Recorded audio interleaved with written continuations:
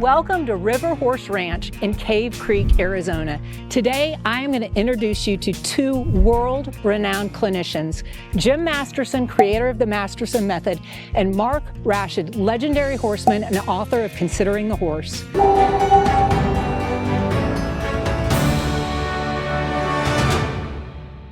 Jim's innovative bodywork unlocks hidden tension in horses, enhances performance, and deepens the trust between the horse and rider. Mark's philosophy transforms the way we communicate with our horses. Join me live today at a clinic where we're going to hear the wisdom, observe the methods, and revolutionize how horses and riders communicate.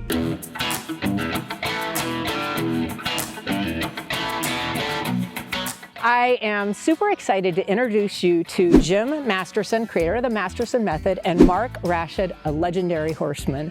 And they have given us a few minutes before the clinic to ask some questions and learn more about how what they teach and what they know can change your relationship with your horse.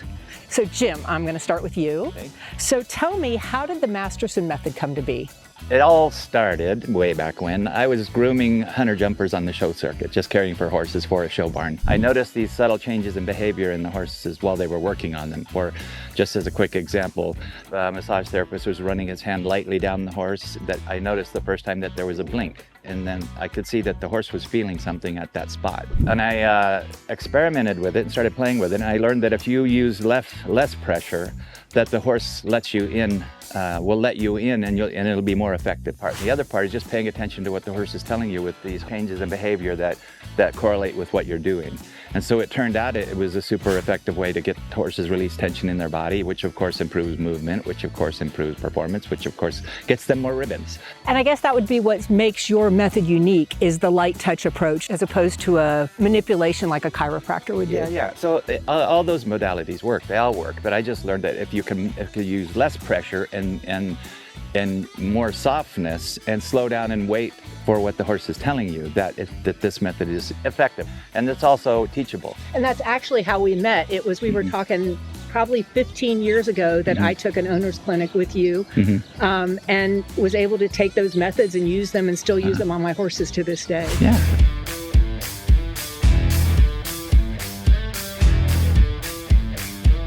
So Mark, tell me what soft feel means and why is it so important when you're working with a horse? My experience, that softness comes from the inside and then permeates out, as opposed to starting on the outside and then trying to have it go in. So the rider leads the way, and what goes on in our body is going to be reflected. The horse is going to be a reflection of what we are inside. Yes.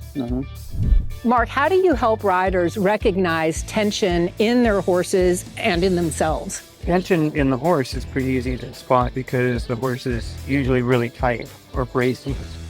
So you pick up the reins to ask them to stop, for instance, and they push on the bit rather than give the bit. So that's a pretty big indicator that there's some tension there. Tell us some signs, the first signs that you notice when a horse is starting to release tension. Subtle, what I call responses. If you're running your fingers lightly over the horse, the most common is the blink. The eye will blink, or the lips will twitch. Just some subtle change in behavior. That's correlating with what you're doing. So as you go over a spot, the horse blinks. If you're not sure that was you or the horse, if you go over the spot really slowly and lightly again, the horse blinks again, there's a correlation. So there's that's the communication starts right there. My horse Smooch, he likes to suck his tongue when he starts, right before he starts to blink. He'll suck his tongue and then you know he's about to you'll start to see your horse's pattern.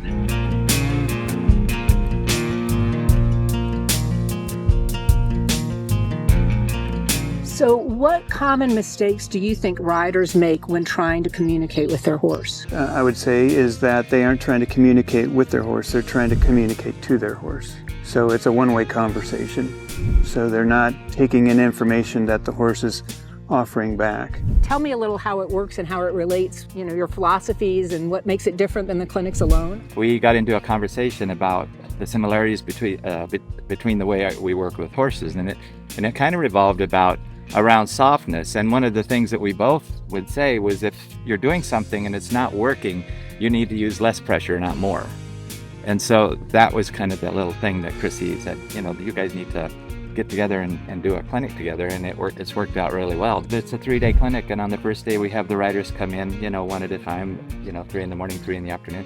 And we watch the horse move, and we listen to what the riders have to say about it, their stories, and sometimes they're valid. But anyways, we watch the horse move, and like Mark said, you're just not looking for anything specific. You're just looking at the picture and see if something just doesn't quite look right. But then you don't make any judgment about it. We call it put it on the shelf and then just keep going and see what else is going on with the horse. It just meshed, because with the way that Mark teaches riding can keep your horse soft, right? And the body work can help loosen up those areas that might have been that way for a long time or stuck or something.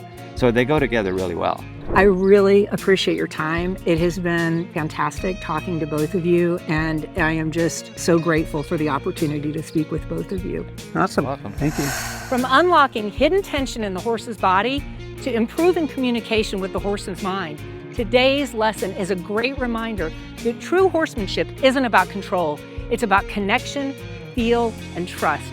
Thank you for joining me today on Saddle Up Scottsdale. Until next time, stay present, stay curious, and let the horse lead the conversation. I'm Leah Hinnefeld, signing off.